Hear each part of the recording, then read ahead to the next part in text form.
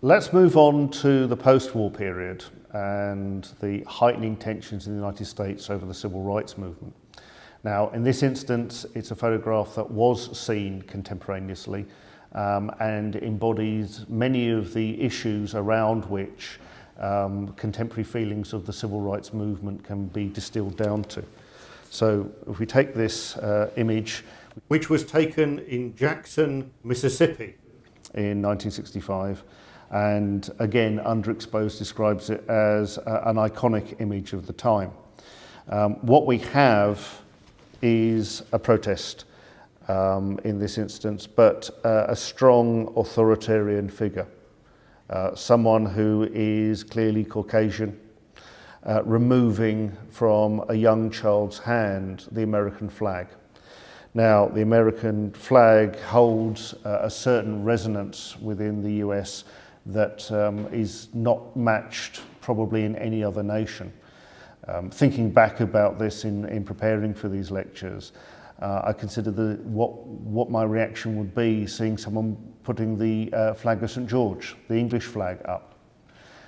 In the 1980s, I think there was a real discussion about this being wrestled back as an image for England from those on the far right. Certainly in the 1970s, the National Front used the flag of St. George very widely as portraying as embodying some of their imagery.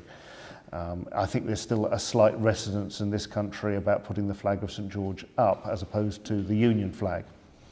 In America, displaying the flag is a matter of pride. He's an African American. Now, just consider what this image embodies. In the background, being taken down, is a sign which says, "No more police brutality." You have an onlooker who's looking surprised and shocked. This is the reality of the point in time. It's not posed, it's reportage, it's taken as the event happened.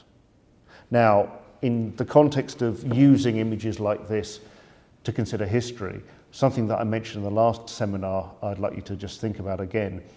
What was happening the moment before? What was happening the moment after? What's in frame? What's out of frame? In this context, I very briefly described this image, and looking at it, it appears to be superiority and authority shown by someone in officialdom over a youth, a very young child, who at this point is just displaying the American flag. I'd like you just to think on that and how that resonates with you.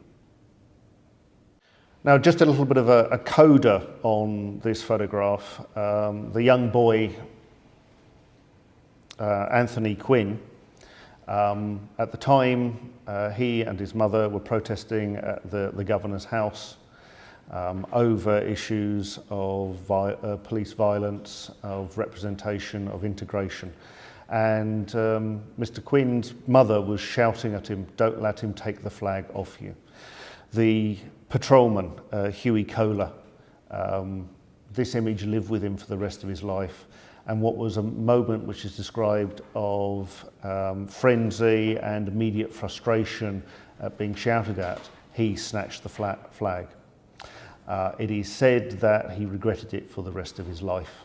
So again, one moment, one time, two individuals, and a message which lives beyond that time, that moment, and caricatured that person, in the case of the patrolman, far beyond what his actions might have justified otherwise.